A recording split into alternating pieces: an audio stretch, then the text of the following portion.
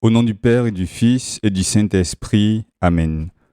Mon Seigneur et mon Dieu, je crois fermement que tu es ici, que tu me vois, que tu m'entends. Je t'adore avec profonde révérence. Je te demande le pardon de mes péchés et la grâce de faire avec profit ce moment de prière. Ma Mère Immaculée, Saint Joseph, mon Père et Seigneur, mon ange gardien, intercédez pour moi. Viens, Seigneur, viens, Prince de la paix. Viens apporter ta paix à notre monde déchiré. Viens réconcilier les peuples séparés, comme tu l'as fait au Mexique, à travers la Vierge Marie, Notre-Dame de Guadalupe. Le 9 décembre 1531, sur la colline de Tepeyac, au nord de Mexico, une jeune métisse, aux traits indiens et espagnols, aux vêtements brillants comme le soleil apparaît à Juan Diego, aujourd'hui Saint Juan Diego. À l'époque, cet homme marié qui avait plus de la cinquantaine était un nouveau baptisé. La jeune métisse se présente comme la Vierge Marie, la Mère de Dieu. Elle charge Juan Diego de demander à l'évêque de faire construire une église en ce lieu en l'honneur de la Mère de Dieu. Et Monseigneur Soumaraga, évidemment sceptique, demande un signe. Euh, la jeune dame envoie Juan Diego cueillir des fleurs au sommet du Tepeyac, cette colline aride et gelée. Juan Diego s'y rend et voit les plus belles fleurs qu'il ait jamais vues. Il remplit sa tilma, ces sortes de capes ou de manteaux qu'il portait. On est le 12 décembre 1531. De retour chez l'évêque pour lui offrir ces fleurs, Juan Diego ouvre sa tilma et alors une extraordinaire image de la Vierge qui apparaît. L'image est comme imprimée dans le tissu de la tilma. C'est la jeune métisse qui est représentée. Elle est vêtue d'une robe rose ornée de motifs indigènes et d'une cape bleue étoilée d'où sortent des rayons de lumière. Aujourd'hui, 492 ans après, l'Église célèbre cette dame sous le titre de Notre-Dame de Guadalupe. Et aujourd'hui, comme chaque 12 décembre, plus d'un million de personnes vont se rassembler à la basilique Notre-Dame de Guadalupe pour fêter la Vierge Marie, une basilique qui accueille plus de 20 millions de pèlerins chaque année. L'image de Notre-Dame de Guadalupe a provoqué tout de suite de très nombreuses conversions. Elle a accéléré l'évangélisation qui avait commencé à peine 13 ans avant avec l'arrivée de 12 missionnaires franciscains. Ils avaient évidemment du mal à convertir les Amérindiens, attachés à leur dieu aztèque. Et après l'arrivée des Espagnols au Mexique et la chute de l'Empire mexicain, eh bien, les rites religieux des Aztèques avaient cessé.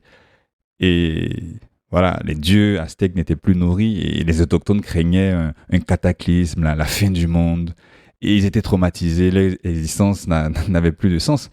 Et les missionnaires tâchaient aussi, d'un autre côté, de protéger les autochtones des mauvais traitements des colons espagnols. Et eux-mêmes, missionnaires, ils ont été persécutés par leurs compatriotes. Et donc, dans ce contexte-là, le premier évêque de Mexico, Juan de Zumárraga, a écrit en 1529 au roi: Si Dieu n'intervient pas pour que soit immédiatement apporté un remède, cette terre est menacée d'être perdue à tout jamais. Eh bien, 2 ans plus tard, la réponse du ciel est arrivée pour l'évangélisation et pour la réconciliation aussi entre Espagnols et Indiens.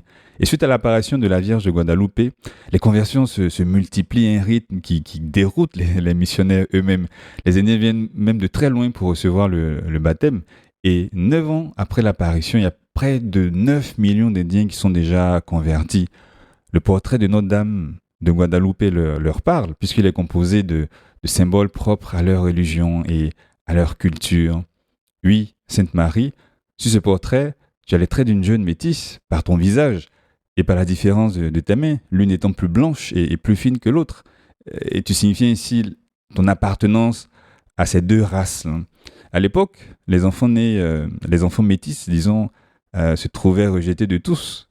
Ils étaient comme une honte. Et toi, tu te présentes comme la mère du Dieu unique qui est venue jusqu'à eux pour demander la réconciliation entre ces deux peuples. Ensuite, le fait même que ton image soit présente sur le simple manteau d'un pauvre Indien. Marie, par tes mains jointes et tes genoux pliés comme en mouvement, tu es dans une posture de prière, la plus haute façon de prier pour les Indiens. À ton cou, le médaillon avec une croix dit que tu es de cette religion chrétienne qu'ont apporté les Espagnols. La couleur bleue de ton manteau indique ton rang royal. Et par l'inclination du visage, le regard de biais, tu es toute attention bienveillante à ceux qui te supplient. Sur ton ventre se trouve le symbole le plus sacré des Aztèques, la fleur à 4 pétales, Nahui Olin. Elle manifeste la présence de celui qu'il considérait comme le Dieu suprême, inaccessible, le maître de toutes choses. Et toi, tu portes son symbole sur toi. Tu es drapé de ce soleil, là. Tu as la lune sous les pieds. Tu domines ces astres adorés par les Indiens et auxquels ils offraient des sacrifices humains. Tes cheveux pendants signifient ta virginité. Mais le ruban, ce ruban noir que tu portes en haut du ventre, témoigne que tu es enceinte. Et on invoque justement Notre-Dame de Guadalupe comme la patronne de la bonne naissance. Eh bien, Sainte Marie protège les femmes qui attendent un enfant, réconforte et remplit d'espérance celles qui ont eu une fausse couche, donne la force d'aimer à celles qui hésitent à être plus généreuses. Par ton image, Marie, tu parlais aux Indiens. Aux Indiens, tu t'es fait indienne au Mexique, tu t'es fait européenne en Europe, tu t'es fait asiatique en Asie, tu t'es fait africaine en Afrique, et ainsi de suite. Et tu parles aussi à notre monde technologique, parce qu'il y a beaucoup de découvertes qui ont été faites au cours du XXe siècle, beaucoup de découvertes sur ce concentré de miracles qu'est l'image de Notre-Dame de Guadalupe. Par exemple, ton manteau est couvert d'étoiles, des étoiles qui montrent les astres tels qu'ils se présentaient ce 12 décembre 1531. Et l'image où tu apparais a pour support un vêtement qui est toujours intact, alors que le tissu végétal aurait dû se désagréger peut-être après 10 ou 20 ans. Et de plus, l'image est peinte sur le tissu sans aucun enduit préalable. Il n'y a pas non plus de coups de pinceau. Et il y a aussi ce mystère-là de tes yeux. Parce que malgré leur toute petite taille, ils ont entre 7 ou 8 millimètres. Les iris, les pupilles renferment la représentation très détaillée de 13 personnes. C'est incroyable. Et c'est la technologie aussi moderne qui a permis d'avoir accès à ces images-là. Les mêmes personnes sont représentées d'un œil à l'autre, dans des proportions différentes, comme si ces personnes-là se tenaient réellement devant la Vierge Marie. Eh bien, l'image de Notre-Dame de Guadalupe, c'est un concentré de miracles qui a fait dire à un scientifique que cette image n'a pas été peinte par une main humaine. C'est un véritable signe de Dieu, une sorte de clin d'œil, Seigneur, que tu me fais. Eh bien, quelquefois, je peux chercher, Seigneur, des signes de ta présence, des signes de la présence maternelle, également de ta mère. Eh bien, avec l'image de Notre-Dame de Guadalupe, il me suffit, pour ainsi dire, il me suffit juste d'ouvrir les yeux pour contempler cette présence, pour nourrir également ma foi. Eh bien, Sainte Marie, merci de te faire proche de chacun. Merci de te faire proche de chacune, de la vie de chacun et de chacune.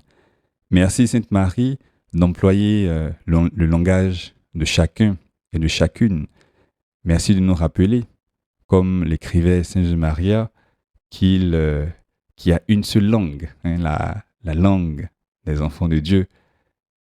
Merci Sainte Marie de ta proximité, de ta présence. Merci de faire route avec chacun, avec chacune. Et toi, qui es la reine de la paix, viens encore réaliser ce miracle comme tu l'as fait au Mexique. Reine de la paix, viens, apporte-nous la paix. Sainte Marie, reine de la paix, prie pour nous. Je te remercie, mon Dieu, des bonnes résolutions, des actes d'amour et des inspirations que tu m'as communiquées dans cette méditation. Je te demande de m'aider à les mettre en pratique. Ma Mère Immaculée, Saint Joseph, mon Père et Seigneur, mon ange gardien, intercédez pour moi.